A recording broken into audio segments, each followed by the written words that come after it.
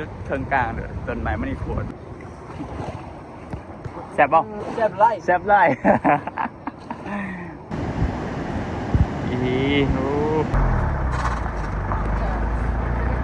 โอ้ what happened โอ้ถึงเนาะ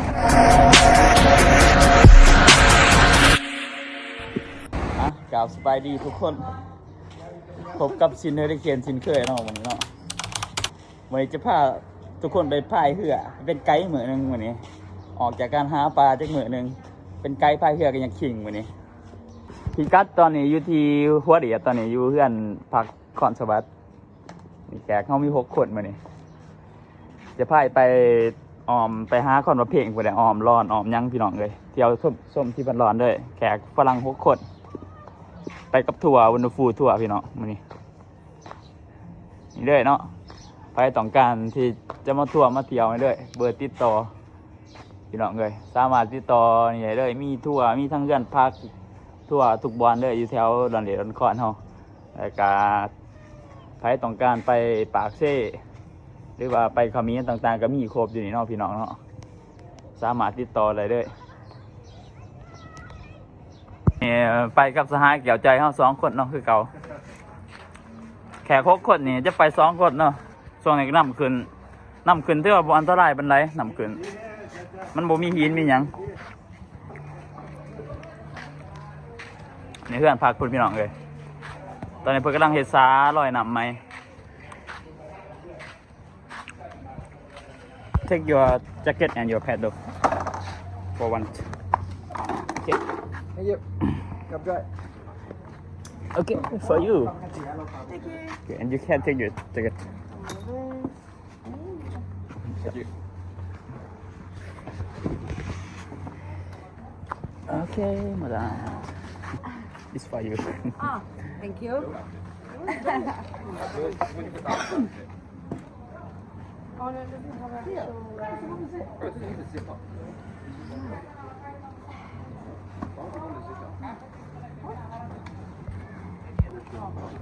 Okay, we go to the beach.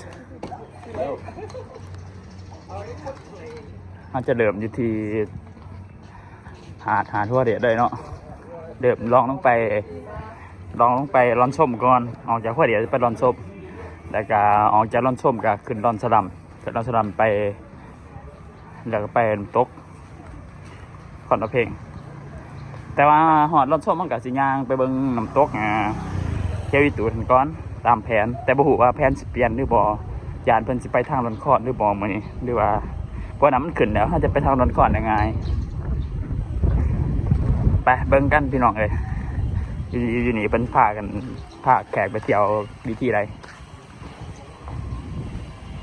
อันนี้เขาจะเดิมอยู่หัวเดียด้วยนี่เพื่อเขาถ่ายใจเขาลงก่อนโอเค wait about 10 minutes wait here about 10 minutes I want to run to the hotel. yeah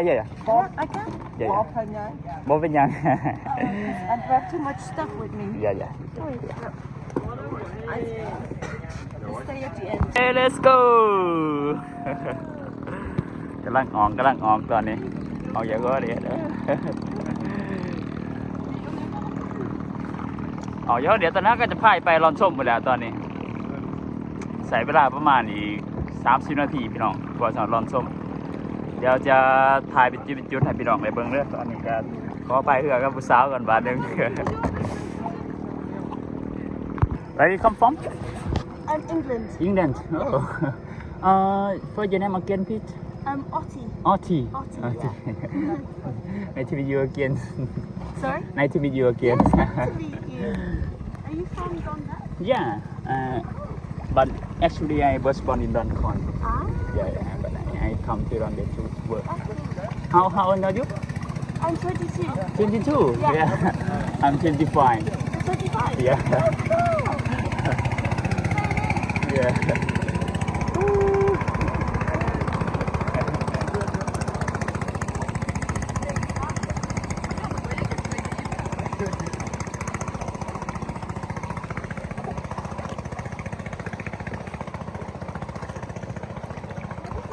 Have you ever been here before? No, first No, first time. But it's a high season. This Yeah. yeah, it's low season, but Yeah. for high season it's so beautiful. Yeah, no rain. No, I came from Siem Reap Siem Reap. Oh, yesterday. Siem Reap. Yeah. How long we stay here? I'm here for one more night. One more night. Tomorrow you leave. Where you I go? go to Taxi. Taxi. You already have a ticket for the taxi? No, not yet. Yeah, you can book from my company. yeah, I do. Maybe we can book it with you after the call. Yeah. เน้นเข้าใจพี่น้องเลยเน้นเอาเข้าใจได้กว่าเขาบอกภาษาบ่ได้เน้นบ่เฟกพี่น้องอยู่บ่นี่ไปกันต่อ เย้ อันนี้เขาก็มาห่อทากระปันเดี๋ยวตอนนี้โอ้อากาศหอนไล่มานี่ very hot today Very hot. yeah ไปต่อรอนชมตอนนี้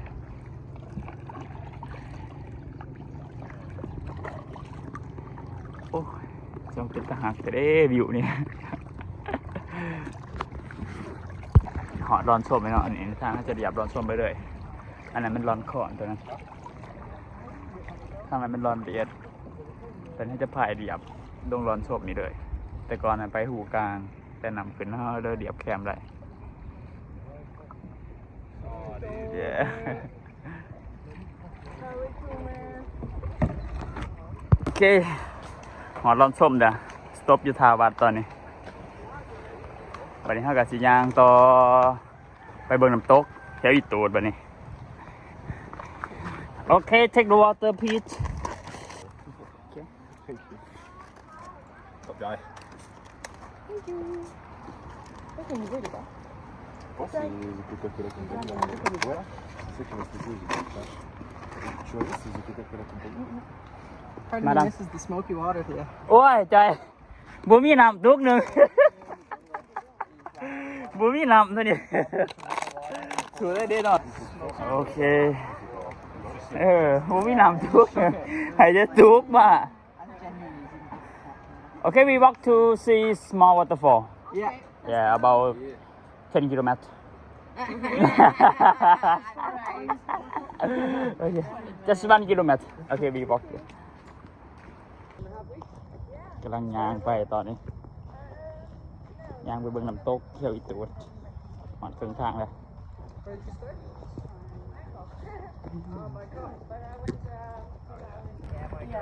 ยามนี้ก็ยามฤดูกาลเป็นเฮ็ดหน้าโอ้กำลังตกกะมองสองตัวหันแลนเบียงเข้าไปเด้อจนว่าบางบ่เนาะ คือสิเป็นเพิ่นนี่แหละแลนเบียงเข้า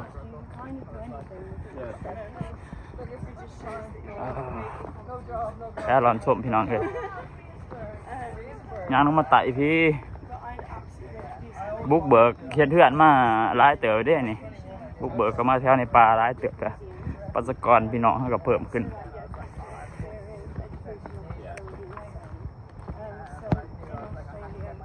แล้วเขาก็จะเดี่ยวครัวเลยตอนนี้เดี๋ยวอีตัวจะลงทางนี้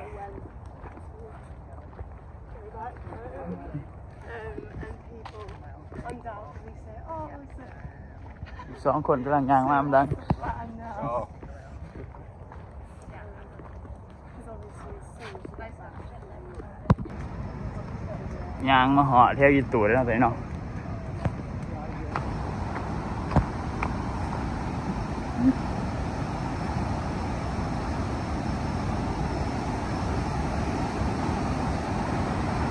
เดี๋ยวยางลงเอาสิ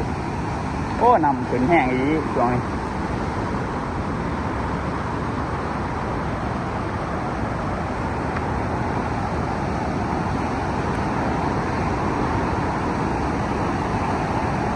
โอ้นำขึ้นแห้งอีดี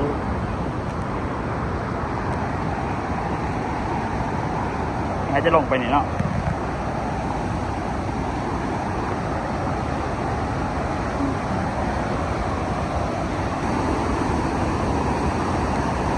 ยัง เขาดีบ่บานแฮบ่ได้บ่โอ้มานอยู่แต่บ้านี่ มาเจอเป็นบานแฮพี่น้องเลยไล่อยู่ตัวนึงนี่2 ตัวเดี๋ยวไปเบิ่งแขกกันพี่น้องดีวิวของจริงพี่น้องเลยแค่นี้อ่ะโอ้จ้ะ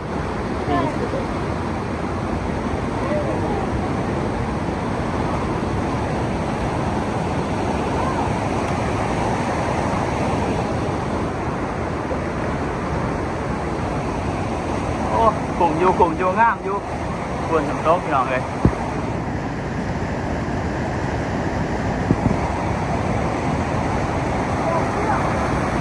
โอ้ยมาเจอวันวานแฮอีกพุ่น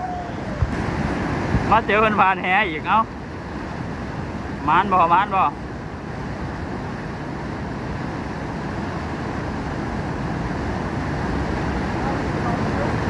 รเนาะ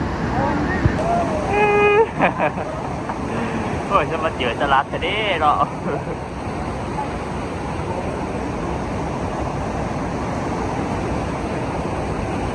โอ้ยบรรยากาศไหลดีพี่น้องเลยเบิ่งลำโต๊ะก่อนประมาณอีก10 นาทีกะสิไปหากินข้าวแล้วนี่พี่น้องกินข้าวอยู่ที่ห้างรถส่งคนนะย่างลูกไปอีกประมาณ1 กิโลตอนนี้ให้เกี่ยวใจไปเฮ็ดกินขาปิ้งบาร์บีคิวครับข้าวผัดเป็นให้แขกกินข่อยก็เป็นคนพาแขกมาเบิ่งลำโต๊ะเกี่ยวใจกับสีย่างกับสีขี่รถตอกไปเอาเพื่อใส่รถตอกไปยักน้อยพี่น้องยักน้อยลงไป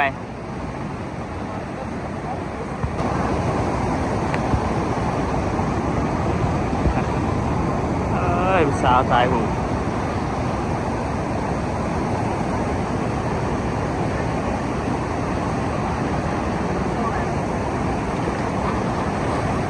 ทำไม่ตู้ท้ายก่อนคนระวังโต๊ะผีเด้อ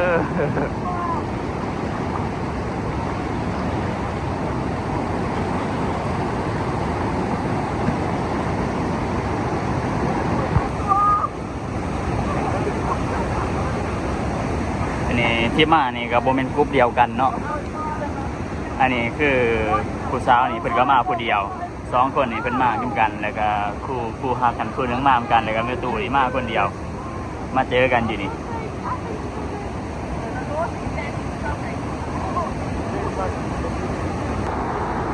โอเคหอยเวลากลับแล้ว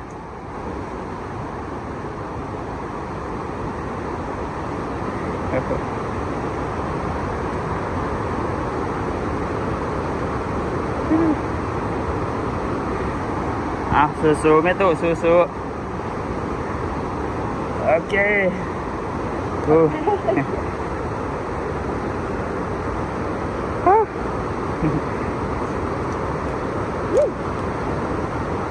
โอ้สามารถแล้ว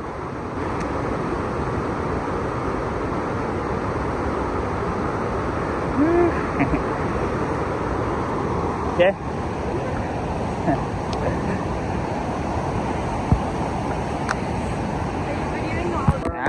ย่างเรื่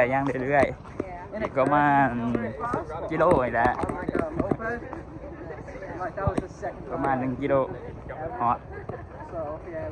หอยบอลน่ะนี่เห็ดกินเขาแล้วเดี๋ยวใจไปเห็ดกินผาอยู่คนอันนั้นมันตอกทีเพิ่นนะคนเถื่อมกี่นะโอ้ยมาอันเดียววันนี้มาหอดจอดเทิงพี่น้องเลยโอ้เซฟถาบาร์บีคิวถา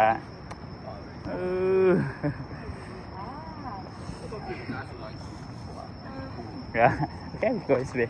Yes.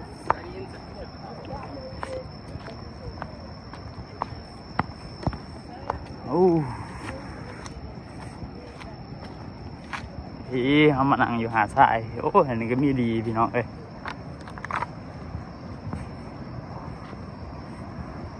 ดีดอนชมตัวนี้ อ้ฝุ่นมีดีมีต่อนี่ฝุ่นจะน้อยจะพายางกระเบิงเขาก็จะพักกินข้าวอยู่บ้านนี่แหละพี่น้องเอ้ยให้เป็นแขกคนนั่งขาอยู่เพื่อเป็นอยากคิงเขาก็จะไปเฮ็ดกินกับเจ้าใจแบบนี้คือสิแล้วว่าได้แหละเบิ่งเพิ่นคือสิปิ้งบาร์บีคิวครบเบิดทุกอันเด้อ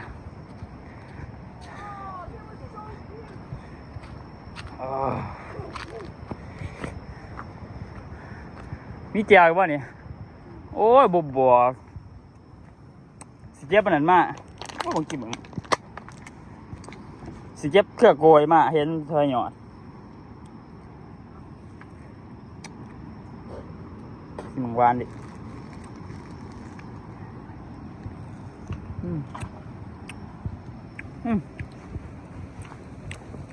เรื่องรามเนาะตีเพื่อนดิตีเพื่อนเนี่ยตีหอยอีกโอ้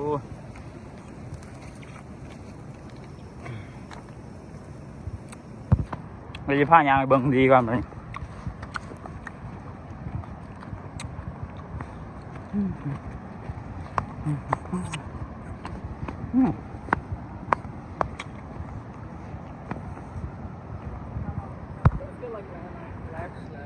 ส่วนแขกไปเบิ่งน้ำไปเบิ่งที่ชีวิตเพิ่นให้แขกได้หูได้เห็นน้ำเพิ่นเฮ็ดกระสุมมันยังถ่ายอยู่ได้นี่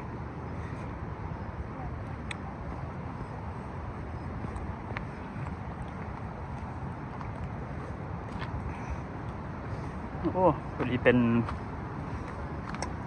นี่เลยเว้ย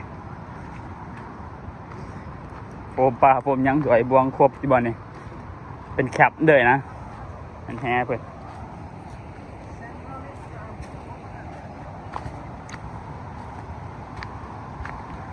โอ้โห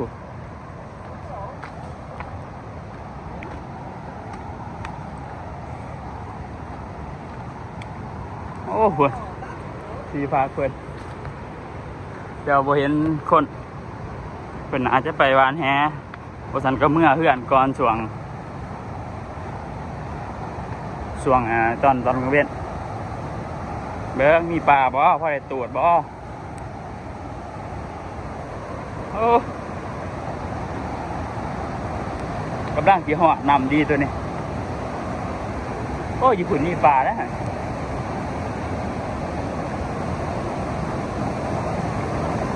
โอ้อยู่นี่ก็มีดีพี่น้องเลยเป็นไปเถิงอีกครั้งโอ้รอบางใหญ่นึงมันใจรอบไป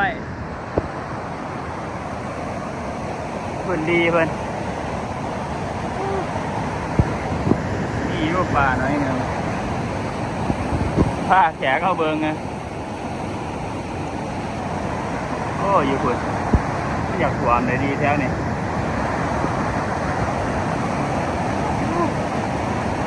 สุดยอดสุดยอด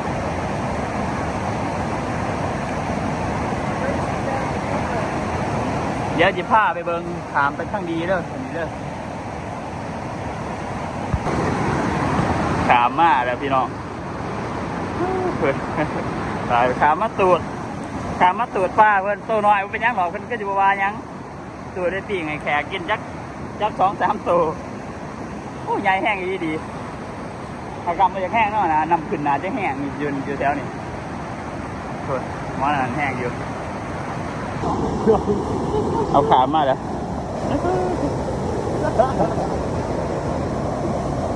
อันนี้ปรากฏอันเป็นเดือดแคสบิด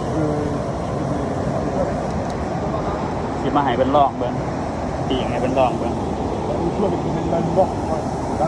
Avec des animaux grands. ไปเดี๋ยวโอเควีโก้ก็ได้ไปเดี๋ยวได้มาเดี๋ยวก็ไปปีงเพื่อกินมาดิกว่าจะหอยพี่น้องเลยปีงให้แขกกินมันไม่เท่ากับปีงแล้วบอลนี่จะเป็นบอลพักของผัวคุณมาหาปลามันใส่หมอไฟด้วยเว้ย ติดไฟเดี๋ยวสิลองเด้อนี่ขีบเลยพี่น้อง โอ้สุดยอดหุงเป็นยังเลย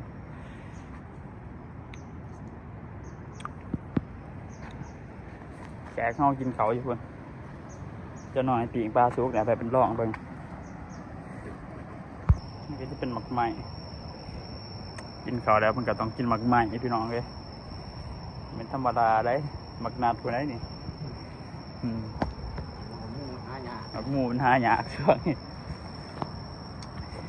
อาหารเป็นกะเริ่มทายให้เบิ่งก็จะเป็นข้าวผัดแต่กะข้าวจีแต่กะบาร์บีคิว3 อย่าง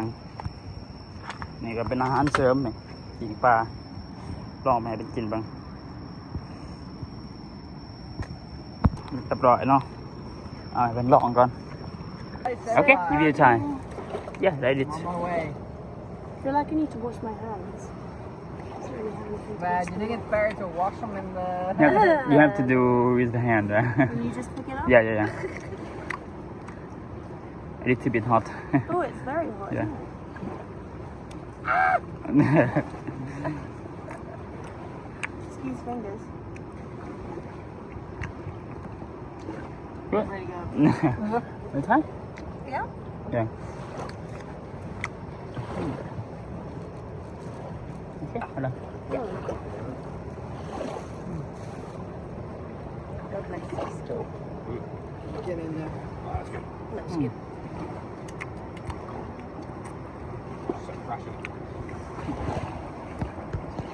แซ่บบ่แซ่บ Seb light. แซ่บไล่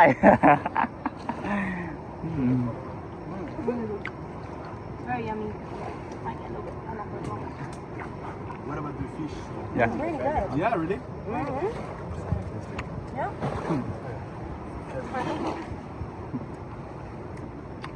C'est magnifique.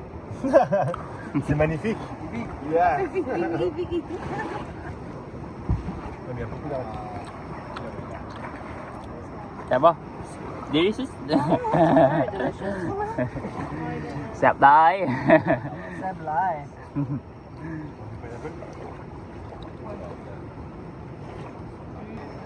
อ่ะหอดเวลาไปต่อแล้วบัดนี้สิไปลงไปแถวเขื่อนพี่น้องลงไปจอดจรอนสลัมเดี๋ยวขี่ตุกๆต่อไปเบิ่งค่อนประเพงบัดนี้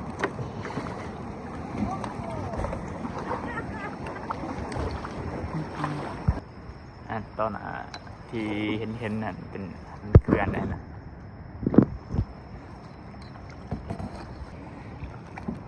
โอ้อันก็มีดีโอ้โอ้นี่เขาก็จะลงไปทางนี้เลยลงไปดอนสลัมไกลหนาเขื่อนนี้ไปเลย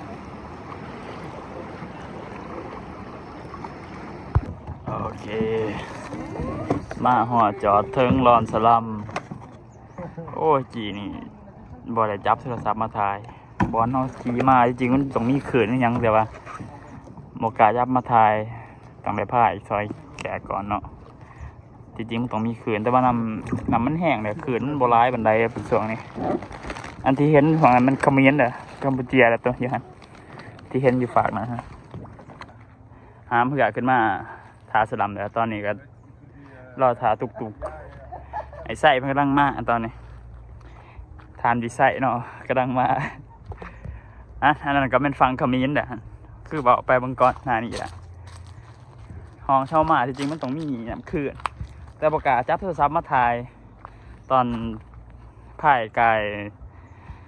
ยเขื่อนประกาศจับมาถ่ายถ้าจับมาแล้วมันสิตกไต่เลยก็ต้องพ่ายซอยแขกก่อนท่านมีกล่องเป็นโกโปรเป็นแอคชั่นคาเมล่ายังคืออยู่แต่เราได้ถือถ่ายตลอดเวลาตอนนี้ก็บุ้มยังรอถ่ารถตุกๆมาเข้าไปเบิงน้ำตกสมค่อนประเภท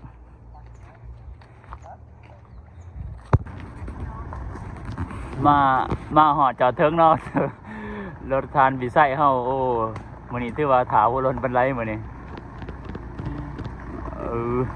เอา stop stop stop โอเค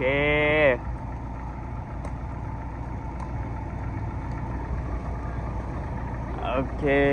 ฮะบัดนี้เราจะเป็นการย่อเหือได้บัดนี้เบรกรถตัวนั้น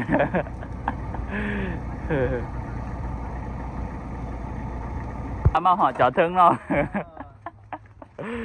สวัสดีเนาะโอ้ โบเห็นกระทึกเลยเนาะ ย่อเหือซอยเด้อเจ้า Tay nhà. โอ้เป็นยัง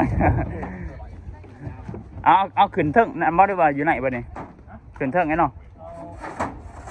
Nước nè. ก็ลำคอดิที่ จออยู่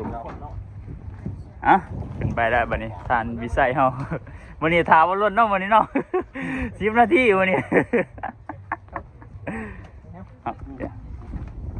เอาโอ้หนักโอ้ ระบบอีสังว่ามันหนัก โอ้จะมาหนักแท้โอ้ เลือกคอได้ น้ำสนัดบ่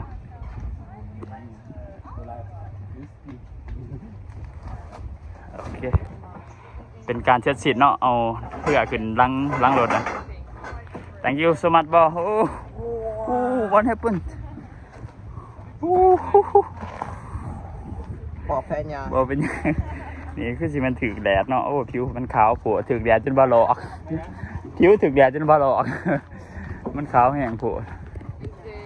ตอนนี้กำลังมัดเนาะเตรียมสิออกไปคอดประเภทเฮาพุ่นแดบัดนี้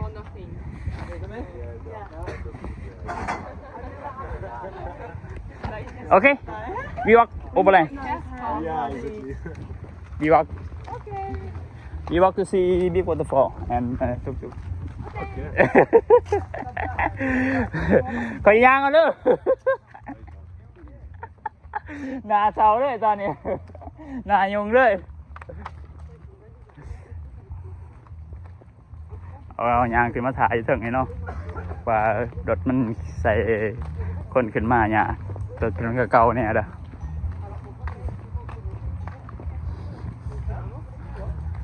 โอ้มีเสียยังได้กันอยู่คุณเนาะ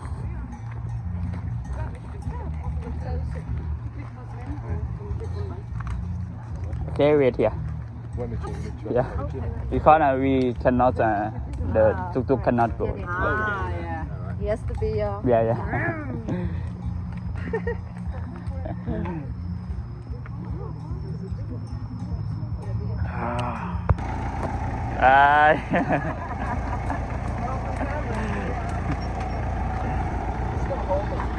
Maybe don't get off at the same time, yeah. เอาขึ้นตกไปได้บ่เนี่ยไปน้ำตกคนละเพลงคุณใจอยู่ถ่ายแล้วใจเด้อสินั่งหนาเบิ่งแย่งผู้สาวข่อยเด้อหันนี่รอขึ้นไปแล้วหัน เป็นทหารกี่ดีอายุ22 ปีเท่านั้นมาเที่ยวผู้เดียวคนต่างประเทศสิแหละหอดอายุทั้งเกียนเพิ่นก็ไปเที่ยวผู้เดียวข่อยสินั่งหนาได้บ่นี่ได้เอามานั่งกับ thì đã khá là vui nè ô lại vui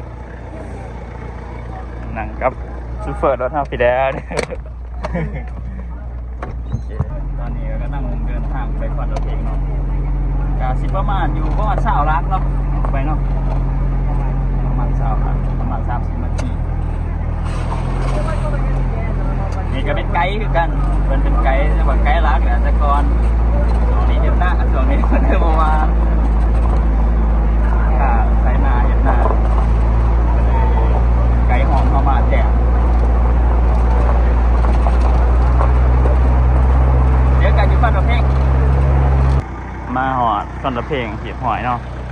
บันนี้ก็จะพาแขกเข้าไปเบิ่งน้ำตกกำลังจ่ายปีจ่ายยังไงเพิ่นทุกอย่างมันรวมมาในทิปปะเด้อนี่นำทับเลยเกี่ยวใจเนาะวันนี้ไปว่าเดี๋ยวพาเข้าไปเบิ่งตกตาดคอนเพฮะ10 โอ้กินจนอิ่มเลยออกมากินกระเปียก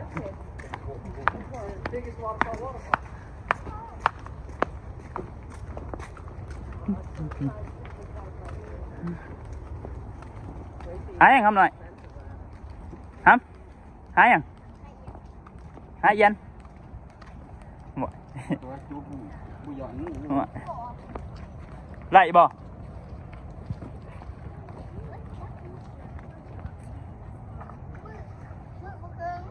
มือเถิงโอ้ยมีซะบ่วะโอ้ย Oh, yeah. This is, yeah, what? This is the fashion to the other one. นี่บอลซื้อปีแล้วเขาไปซื้อปีก่อนบาทหนึ่งโอเคได้ปีมาเก็บหอยวันนี้โอ้เป็นขึ้นได้เดี๋ยวนี้จะเอา30ตอนนี้เป็น33,000ต่อคนหนึงซื้อให้แขกคนเขาไปเป็นถ่ายอย่างเดียวสียายปีเพิ่นมานี่เรียบร้อยเอ้าบ่เขาบ่สิย่างไปถ่ายคลิปจะเขาไปเหยียบหอยเนาะพี่เนาะไปเอาไปดิกันต่อ เอาไปยัง เอาไปยัง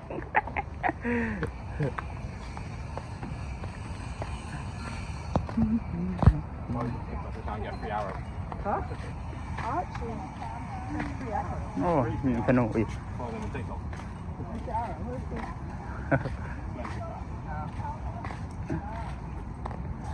มีธนูอีกด้วยอันนี้มันต้นไม้ไม่ได้โขดเพิ่นมาปาไว้อยู่นี่เดี๋ยวจะสิพายางกันไปเบิ่ง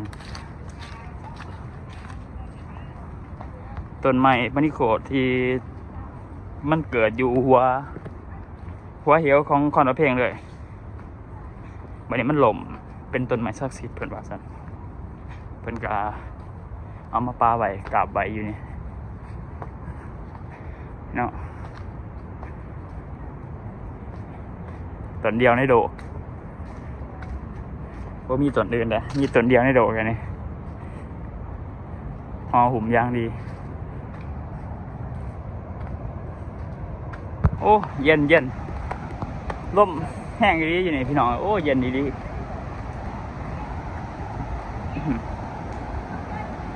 นี่ปะโอเคเอาถ้วยหนึงมีปะกำลังเลยมาอันนี้นี่จุดเชิงกลางเลยต้นไม้มันนี่ขวดมันจะอยู่พี่น้องบอลภูมิใหม่ตัวนั้นแหละประมาณนั้นแหละมันอยู่แต่ก่อนเป็นบอลจุดที่เป็นเบิงเป็นถูเข้าไปบอลนี้น้ำตกตาดค้อนประเพงเดี๋ยวยังต้องไปลุมอีกมันจะเห็นเป็นบอลอันใหญ่ด้วยโอ้แต่ละจุดจะมีบอลถ่ายหูให้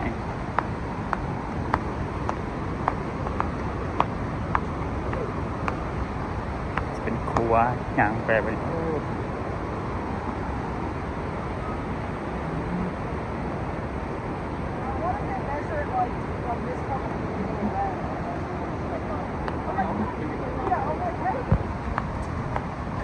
โอ้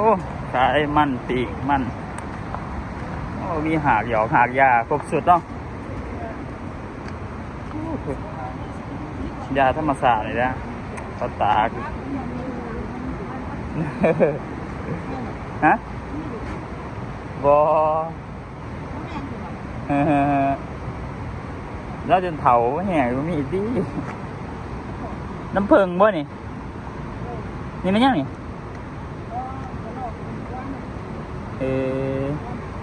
ยูรุมเนี่ยมะขามบ่เนี่ยยังไงนี่นะ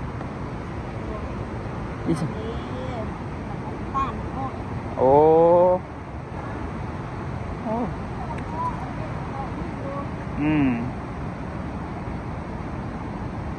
พวกยาบุหานต่างๆพี่น้องเลย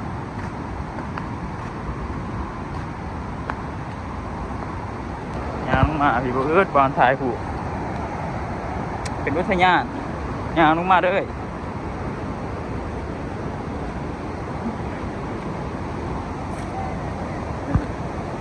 สาวเอาที่ยังไปดุมเลยเฮาไปถ่ายอยู่นี่กินกับปุ้นจะไหนถ่ายคลิปบอลจุดชมวิวคักๆให้พี่น้องเบิ่งเลย แล้วก็สิไปหากินกับปุดบัดนี้สิงานลงมาพี่เลยพี่น้องจุดมันโอ้สมวิวคักๆเกาะอยู่นี่โอ้งามพี่ดิลงมาลุมพี่โอ้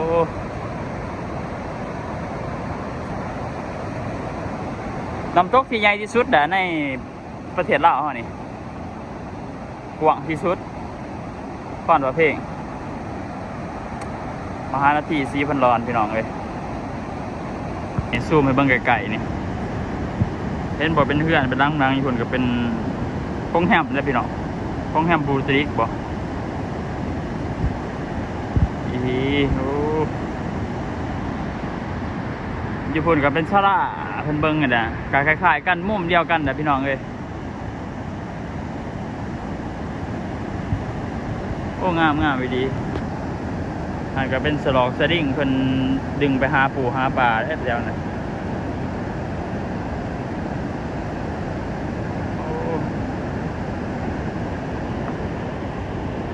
บัดนี้เฮาสิออกไปก่อนแหละบัดนี้ให้แขกเพิ่นเบิ่งบอกเพิ่นได้1 ชั่วโมงสิออกไปกินกับปุ่นถาเพิ่นอยู่พุ่น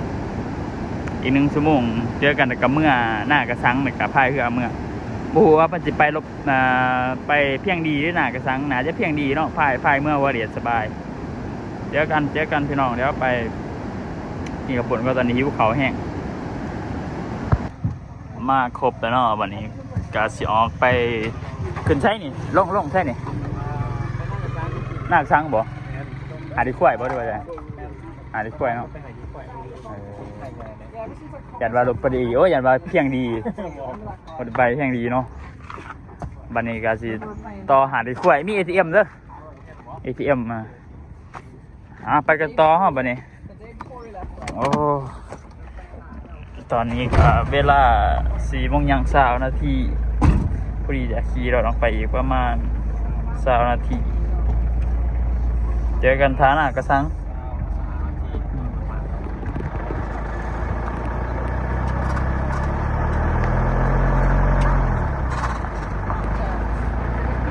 โอเคมาหอจอดถึงโลเคชั่นสุดท้ายแล้วบัดนี้นี่เราจะเอาเรือลงนี่เราจะพายไปพุ่นพายไปดอนเดชเฮาพุ่นโลเคชั่นสุดท้ายหาดข้วยซีหรือว่าคนชนใหญ่เพิ่นเอิ้นหาดขี้ข้วยเนาะความดึงปากเอาเรือลงนี่ก็พายไปดอนเดชเฮาบัดนี้พุ่นแล้วดอนเดชพุ่นพายลงไปเอาขึ้นมาสั่นกว่าน้อยหนึงจะพายลงไปดอนเดชพุ่นบอลเพื่อนพุ่นน่ะเนี่ยพี่น้องดอนเดชเฮาโอเคเดี๋ยวเอาเรือลงก่อนบัดนี้โอเค you back to Don Diet the last location